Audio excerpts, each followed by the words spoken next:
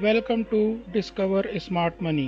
क्या आपके साथ कभी ऐसा हुआ है कि आपकी ट्रेडिंग स्ट्रेटेजी ने आपको ट्रेड में एंटर करने के लिए एक बढ़िया सिग्नल प्रोवाइड किया हो और आप उस ट्रेड में एंटर कर गए? आपका चार्ट बिल्कुल परफेक्ट लग रहा है, आप पूरी तरह से कॉन्फिडेंट हैं कि बस प्राइस आपके टारगेट को हिट करेगा। आपने अपना स्टॉप लॉस और टारगेट सेट कर लिया और अपनी नज़रें स्क्रीन पर लगा दी।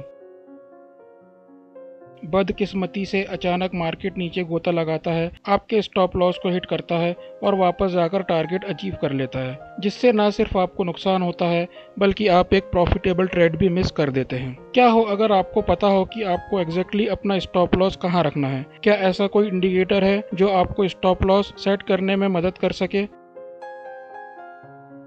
खुशी की बात है कि हाँ, एक ऐसा इंडिकेटर है और मैं आपको बताने वाला हूँ कि कैसे आप इस इंडिकेटर का अपनी सभी ट्रेडिंग स्ट्रेटजीज में इस्तेमाल कर सकते हैं।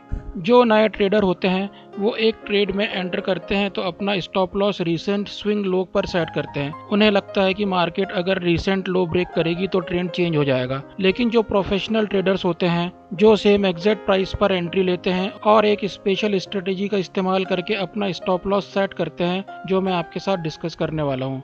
फिर क्या होता है, जो न्यू ट्रेडर्स हैं उनका स्टॉप लॉस होता है जबकि सेम ट्रेड में प्रोफेशनल ट्रेडर्स प्रॉफिट बनाते हैं। दोनों ट्रेड में फर्क सिर्फ स्टॉप लॉस की पोजीशन का होता है। तो वो कौन सा मिस्टीरियस इंडिकेटर है जिसको यूज करके स्टॉप लॉस सही जगह प्लेस किया जा सकता है और संभावित लॉस से बचा जा सकता है? वो इंडिकेटर है ATR, एवरेज ट्रू रेंज। मैं इस इंडिकेटर को अपनी सभी ट्रेडिंग स्ट्रेटजीज में स्टॉप लॉस लगाने के लिए यूज करता हूँ। हम लोग बात करेंगे कि ATR क्या होता है और इसे अपनी ट्रेडिंग स्ट्रेटजीज में किस तरह इस्तेमाल किया जा सकता है, जिससे आप अपना स्टॉप लॉस हर ट्रेड में सही जगह लगा पाएंगे।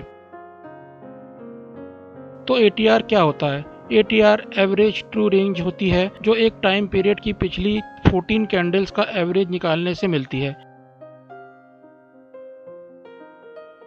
जब आप इस इंडिकेटर को अपने चार्ट पर सेट करते हैं तो इसकी सेटिंग में आप कितनी भी लेंथ सेलेक्ट कर सकते हैं, लेकिन मैं डिफ़ॉल्ट वैल्यू सेट करना ही ठीक समझता हूँ और ये सही काम करती है। तो जो आपको बॉटम में इंडिकेटर दिखाई दे रहा है वही ATR इंडिकेटर है। ये एक सिंपल लाइन चार्ट है जिसके टॉप लेफ्ट में ATR की वैल्यू डिस्प्ले होती है। ये नंबर पिछली 14 कैंडल्स का एवरेज साइज बताता है। इस एग्जांपल में ATR की वैल्यू इथेरियम की पिछली 14 कैंडल का एवरेज साइज बता रहा है, जो कि 17.32 है।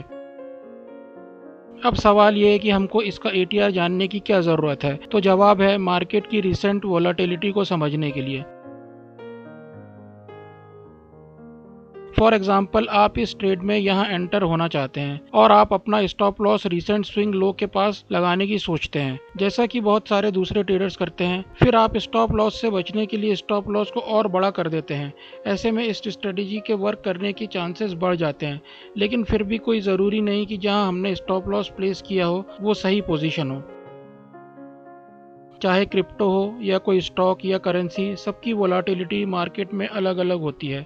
जैसे बिटकॉइन जैसी क्रिप्टो करेंसी बहुत ज़्यादा अप डाउन फ्लक्चुएट होती है, वहीं स्टॉक जैसे एप्पल में उतना फ्लक्चुएशन नहीं होता। तो हम दोनों तरह के इंस्ट्रूमेंट में एक जैसे स्टॉप लॉस नहीं लगा सकते, क्योंकि दोनों की प्राइस मूवमेंट डिफरेंट होती है। आप किस इंस्ट्रूमेंट में ट्रेड कर रहे हो उसके हिसाब से आपको स्टॉप लॉस छोटा या बड़ा करना पड़ सकता है। इसी तरह आप किस टाइम फ्रेम पर ट्रेड कर रहे हो ये भी इम्पोर्टेंट है। यहाँ आप देख सकते हैं कि बिटकॉइन के चार्ट पर 15 मिनट के टाइम फ्रेम पर लास्ट 14 कैंडल्स का एवरेज साइज 300 है, लेकिन डेली टाइम फ्रेम पर एवरेज कैंडल साइज 2800 है। तो ये एक परफेक्ट एग्जाम्पल है कि क्यों आपको हाइयर टाइम फ्रेम पर एक बड़े स्टॉप लॉस की जरूरत होगी। आइए देखते हैं कैसे ATR को स्टॉप लॉस के लिए इफेक्टिवली यूज किया जा सकता है। ATR को ऐड करने के लिए आपको इंडिकेटर टैब में जाना है, सर्च बॉक्स में ATR टाइप करना है और एवरेज टू रेंज सेलेक्ट करना है, जिससे चार्ट के बॉटम पर ATR की वैल्यू दिखाई देगी। एक बात यहाँ ध्यान में रखने वाली है कि ये ATR की वैल्यू आप जिस कैंडल पर ले जाओगे उसकी पिछली 14 कैंडल्स के हिसाब से कैलकुलेट होगी। सो हर कैंडल पर इसकी वैल्यू डिफरेंट हो सकती है। ATR की वैल्यू चेक करते समय आपके कर्सर की पोजीशन हमेशा राइट मोस्ट होनी चाहिए, तब ये ATR वैल्यू जो बनेगी वो आपका स्टॉप लॉस सेट करने में काम आएगी। अब अगर हम किसी रेंज में अपना ट्रेड लेते हैं तो रैंडमली कोई स्टॉप लॉस लगाने की जगह ATR की मदद लेंगे। हम रीसेंट लो या हाई का मार्केट प्राइस लेंगे और उसमें से ATR की वैल्यू को घटा देंगे।